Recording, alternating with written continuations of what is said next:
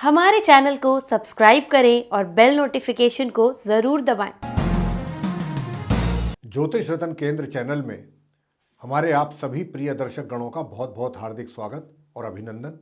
मेरे प्रिय साथियों, मैं हूं आचार्य पंडित सर्वदानंद शर्मा और आज के इस कार्यक्रम में आपसे बात कर रहे हैं आपके मंथली राशिफल के लिए, यानी कि जिसको हम मासिक राशिफल भी कहते हैं। और ये मासिक राशिफल जो है, मंथली राशिफल मार्च 2022 का है। और आपको बताना चाहेंगे राशिफल की चर्चा आरंभ करने से पहले कि ये जो राशिफल है चंद्र राशि पर आधारित नहीं है, लगन राशि पर आधारित है। तो अभी जो हम आपके साथ चर्चा करेंगे, तुला लगन के जो जातक हैं, लिब्रा असेंडेंट बेस जो जातक हैं, उनके मासिक राशिफल मार्च 2022 के विषय में चर्चा करेंगे और जानेंगे सबसे पहले कि ग्रहों की स्थिति क्या है आपके चार्ट में। और ग्रहों की स्थिति जान करके तब आपको बताएंगे कि भिन्न भिन्न क्षेत्रों में आप तुला लगन के जातकों पर किस प्रकार के परिणाम आपको देखने को मिलेंगे, किस प्रकार के प्रभाव ग्रहों के द्वारा आपके जीवन में आएंगे मार्च 2022 में। तो आइए सबसे पहले जानते हैं ग्रहों की स्थिति को। तो देखिए, राहु हैं अष्टम भाव में बैठे, 8th हाउस में, अपनी मित्र राशि वृषभ में, यानी टॉरस साइन में। केतु बैठे हुए हैं 2nd हाउस में आपके चार्ट में, तुला लगन के जातकों के। वृश्चिक, अपनी जो उनकी मित्र राशि है वृश्चिक, उसमें बैठे हुए हैं 2nd हाउस में। और 4th हाउस में मकर राशि में 4 ग्रह बैठे हुए हैं।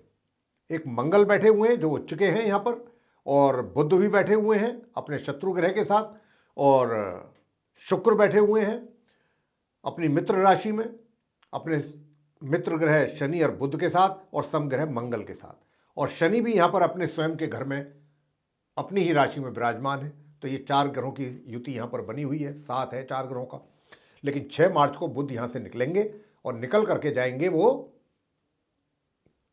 5th हाउस में, पंचम भाव में, अपनी मित्र राशि कुंभ में। और जहाँ पर पहले से ही सूर्य और गुरु विराजमान है, उनके साथ इनकी युति बनेगी। लेकिन 19 मार्च को बुध अस्त हो जाएंगे और 24 मार्च को ये यहां से भी अस्त अवस्था में ही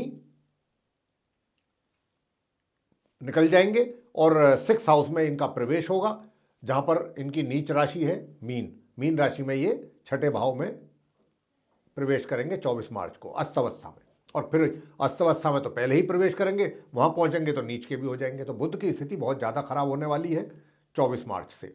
आधी स्थिति तो उनकी 19 मार्च से ही खराब हो जाएगी। और सूर्य और गुरु जो यहाँ पर मैंने कहा कि पहले से ही बैठे हुए हैं अपने 5th हाउस में, तो सूर्य भी जो है यहाँ से 14 मार्च को इस राशि से निकलेंगे, कुंभ राशि से, अपनी शत्रु राशि से, अपनी मित्र राशि मीन में 6ठे भाव में प्रवेश करेंगे।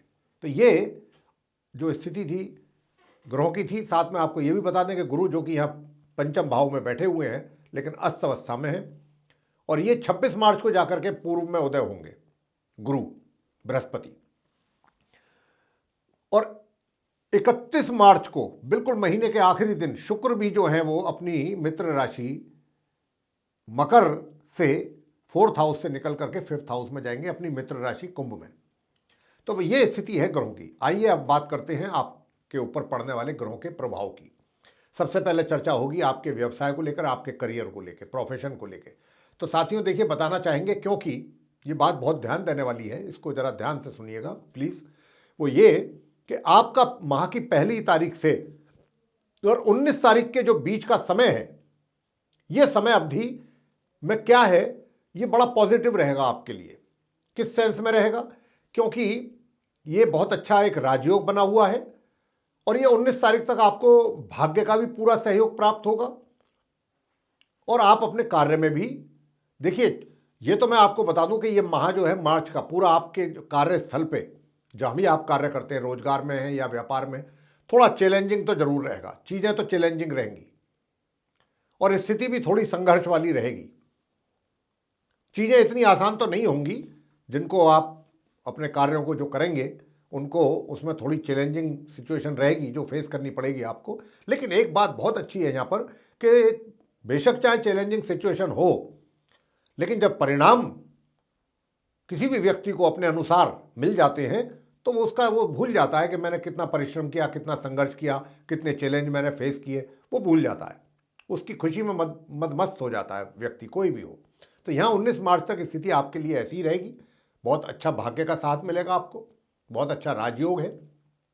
लेकिन 19 तारीख से क्योंकि बुध की स्थिति खराब हो रही है तो भाग्य में कमी आएगी। तो जो कार्य आपने अपने महत्वपूर्ण कार्य करने हैं वो 19 से पहले पहले अपने पूरे कर लीजिए। 19 के बाद फिर ये 24 तारीख से बुध की स्थिति, जैसे मैंने कहा, और भी वीक हो जाएगी। तो भाग्य का और भी साथ आपको नहीं मिलेगा। मान के चलें कि 19 मार्च से माह के अंत तक भाग्य की स्थिति आपकी बहुत कमजोर रहेगी। तो 19 से पहले पहले अपने महत्वपूर्ण कार्य पूरे करें, कोशिश करें। जो भी लाभ लेना चाहते हैं या कहीं से कुछ लाभ मिल रहा है उसको भी जल्दी से जल्दी लें 19 से पहले पहले। अब आपको बताना चाहते हैं कि आप अपने कार्य से संबंधित कहीं यात्राओं पर भी जा सकते हैं। यात्राएं भी आपको करनी पड़ सकती हैं, लेकिन अगर ये 19 तारीख से पहले यात्राएं हुई तो अच्छी रहेंगी, आपके लिए लाभकारी रहेंगी। और अगर आप यात्रा करते हैं 19 के बाद तो फिर ये यात्रा आपके लिए थोड़ी परेशानी वाली हो जाएंगी। ये भी आपको ध्यान रखना है। जहां तक आपके एनर्जी लेवल का प्रश्न है तो ये भी बताना चाहेंगे, एनर्जी लेवल भी थोड़ा डाउन रहेगा।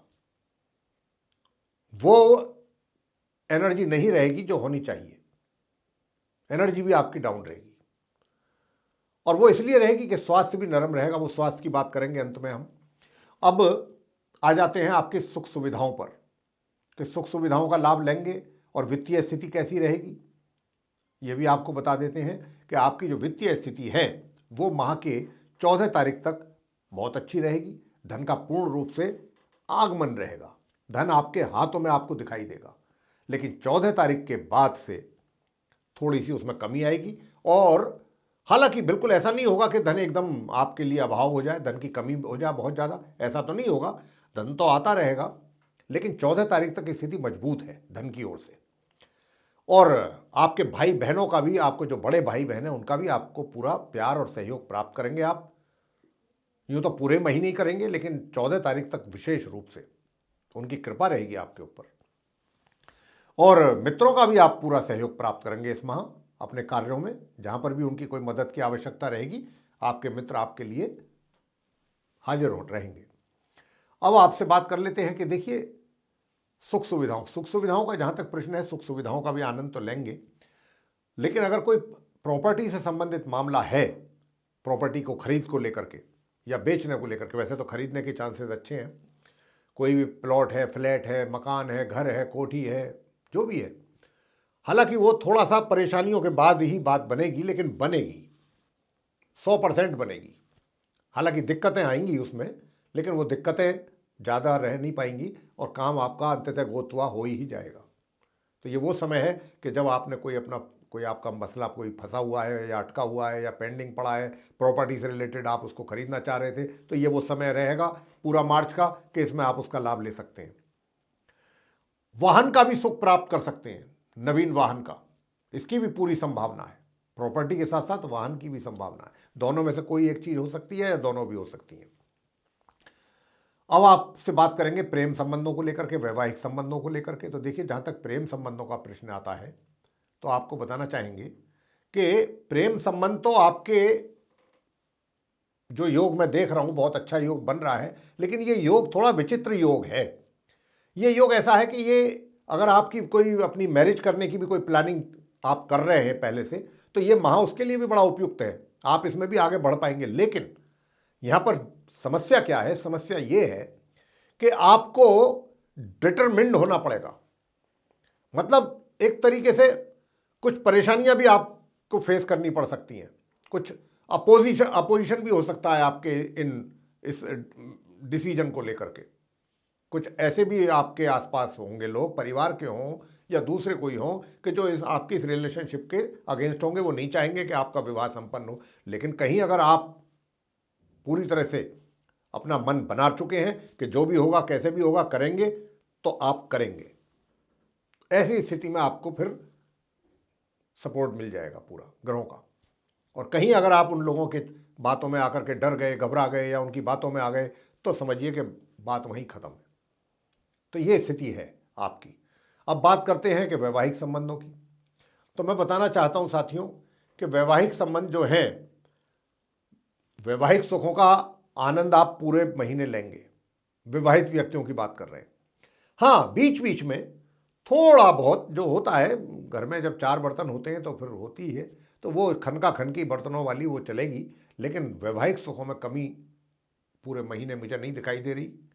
आप पूरा आनंद लेंगे वैवाहिक सुखों का। पारिवारिक संबंधों की अगर चर्चा करें तो देखिए, पारिवारिक संबंधों का बात यह है कि ये बीच बीच में स्थिति कभी तो ऐसी भी हो जाएगी कि भाई मामला बहुत बिगड़ रहा है, बहुत ज़्यादा अधिक बिगड़ रहा है, लेकिन वो बिगड़ते बिगड़ते भी चीज़ें सुधरेंगी। लेकिन यहाँ पर एक दूसरी समस्या और भी है, वो ये है आपके साथ कि ये आपको आपके परिवार से, जो ग्रहों की स्थिति मैं देख पा रहा हूँ, ये आपको आपके परिवार से अलग रखना चाहते हैं। यानी कि अगर आपकी जॉइंट फैमिली है तो अब आप चाहेंगे, या आपका विचार ऐसा बने, या आपको ऐसा समझाया जाए आपके जीवन साथी या किसी और के द्वारा, मित्र के द्वारा, कि नहीं अलग रहना है। कुछ इस प्रकार की भी सिचुएशन क्रिएट हो सकती है इस महीने। तो परिवार से भी थोड़ा अलगाव हो सकता है। अब शिक्षा की लेकर के बात करना चाहेंगे, छात्रों को कैसा रहेगा शिक्षा को लेकर। देखिए साहब, बात यह है कि जो छात्र हैं और अपनी शिक्षा प्राप्त कर रहे हैं, उनकी 14 तारीख तक तो बहुत ही बढ़िया, बहुत सुंदर परिणामों की प्राप्ति, जो भी आप मेहनत कर रहे हैं उसके बड़े सुंदर परिणाम आपको प्राप्त होंगे। लेकिन अगर उसके बाद रिजल्ट आता है तो उन रिजल्टों में फिर तो इतनी बात आपको दिखाई नहीं देगी, उसमें कमी रहेगी 14 तारीख के बाद, 14 मार्च के बाद। संतान की भी बात कर लें, संतान का भी ऐसे ही रहना है। 14 तारीख तक तो माता पिता को संतान का सुख पूर्ण रूप से प्राप्त होगा और संतान की ओर से बहुत अच्छे परिणामों की प्राप्ति हो पाएगी। माता पिता को संतान बहुत अच्छा परफॉर्म करेगी, चाहे वो पढ़ाई में हो, चाहे वो मतलब ये जॉब में हो, या कोई अपना काम कर रहे हो, किसी भी क्षेत्र से जुड़े हैं चाहे, तो माता पिता को 14 तारीख तक बहुत अच्छा सुख सुविधाएं, मतलब संतान की ओर से लाभ की प्राप्ति, सुखों की प्राप्ति। उसके बाद थोड़ी उसमें कमी है। अब बात करेंगे स्वास्थ्य को लेकर के। स्वास्थ्य देखिए, पूरे महीने स्वास्थ्य आपका नरम रहेगा। हाँ, 26 मार्च के बाद स्वास्थ्य में थोड़ा सुधार होगा, लेकिन 26 मार्च तक आपका जो स्वास्थ्य है वो ऊपर नीचे होता रहेगा। थोड़ी परेशानी तो रहेगी स्वास्थ्य को लेकर के। अब उपाय आपको बताए जाएंगे कि आप वो उपाय करें। अगर आपने वो उपाय किए जो हम जा रहे हैं आपको, तो निश्चित रूप से आपको उसका लाभ प्राप्त होगा और समस्याएं कम होंगी। क्योंकि देखिए, शनि की ढैया का भी प्रभाव आपके ऊपर बना हुआ है, तो कुछ थोड़ा इसलिए भी चैलेंजिंग सिचुएशन रहने वाली है आपके कार्य क्षेत्र में। जैसा मैंने कहा था आरंभ में कि आप कुछ थोड़ा चैलेंजेज अधिक रहेंगे इस माह, सिचुएशन ऐसी रहेगी। तो उसके लिए आप शनि महाराज की, शनि भगवान की पूजा करें, शनि देव की पूजा करें। शनिवार के दिन शनि मंदिर जाएं। महिलाएं जो हैं वो पीपल के वृक्ष के नीचे संध्या के समय जाकर के सरसों के तेल का दीपक जला के एक परिक्रमा करें। और जो पुरुष हैं वो शनि महाराज के मंदिर में जाएं, शनि भगवान जी के, वहाँ जा कर के जो भी दान करना है कर सकते हैं, आप करिएगा।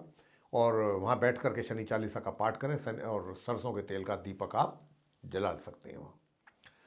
ये तो हुआ एक उपाय। दूसरा उपाय आपने करना है, क्योंकि बुध की स्थिति बहुत कमज़ोर है, तो बुध के लिए आपने करना है कि अपने हाथों से हरा चारा सफ़ेद गाय को जरूर खिलाएं।